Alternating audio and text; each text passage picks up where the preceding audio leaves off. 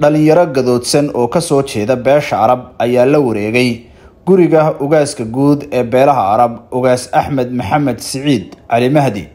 dhalinyaradan oo ka gadooday kadib markii lagu warhelay in taliska uu hogaamiyo madaxweynaha xukunka sharci darrada ku fadhiya Muuse Biixi Cabdi waaran qabasho ah u soo jareen odayaal dhaqan oo uu ka mid yahay ugaaska Arab in Cali Mahdi.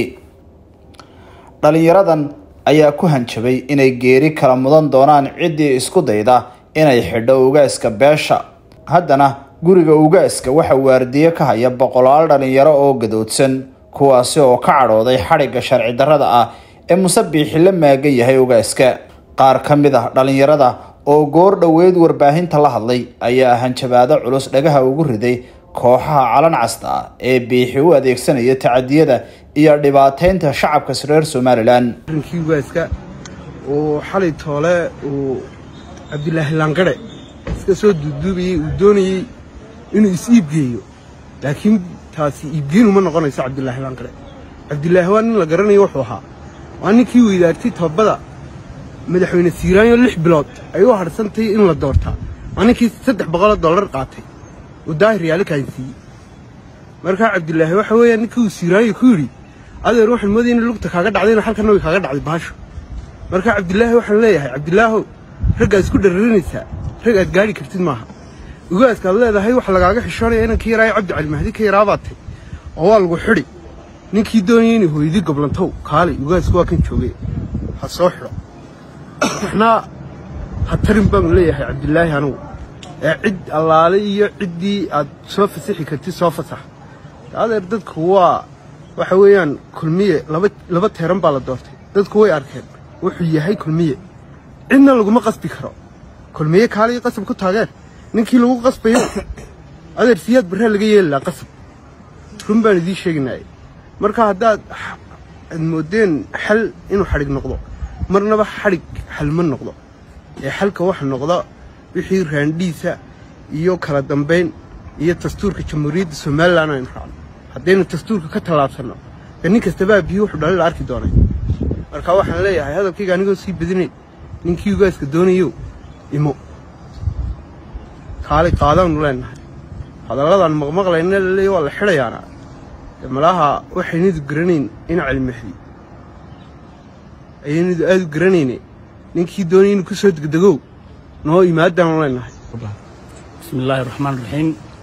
waxaan ka hadlayaa in hadallo iyo in xanan maqliyo dhexmariyay baraha bulshada kuwaasoo ahaa waxaan la xidhi doonaa ugaaska guud ee beelaha Arab iyo salaadintii la socotay. dhammaan waxaan leeyahay runtii ugaaskan hadalkiisana iyo salaadintuba waa niman mataliya beel dhan oo sharaf iyo sumcad ku leh Somaliland dhexdeeda. dee oraah la odhanayo waa la xidhayaa ma filiyade in wax lagu soo xidhi kareedee iska daa oraahaya laakiin si macaan lagu riyoon karinba.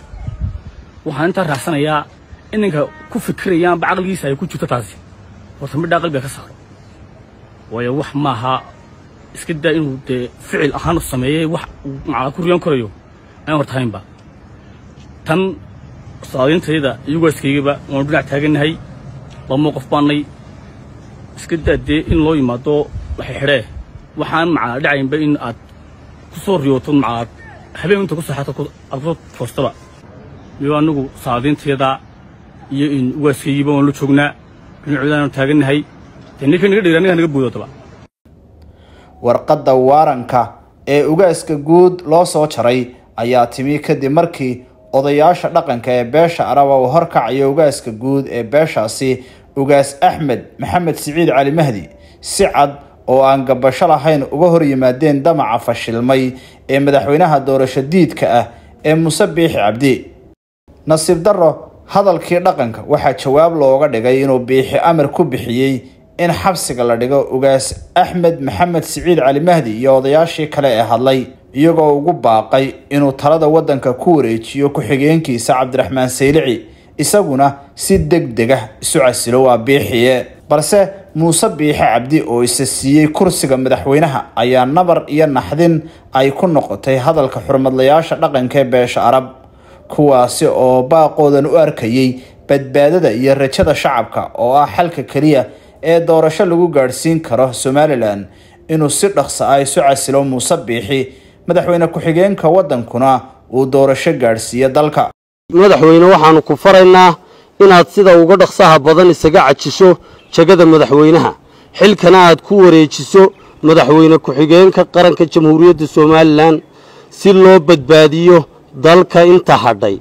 go'aanka salaadiinta dhalinyarada Arab ayaa ka gilgilatay shirqoolka lala damacsan yahay ugaaskooda, waxayna isu diyaariyeen oo ay hadda waardiye ka hayaan gurigii ugaaska, iyagoo oo ku hanjabay ciddii ka soo ag dhawaatay gurigaasi ugaaska inay iska difaaci doonaan oo ay tallaabo ka qaadi doonaan.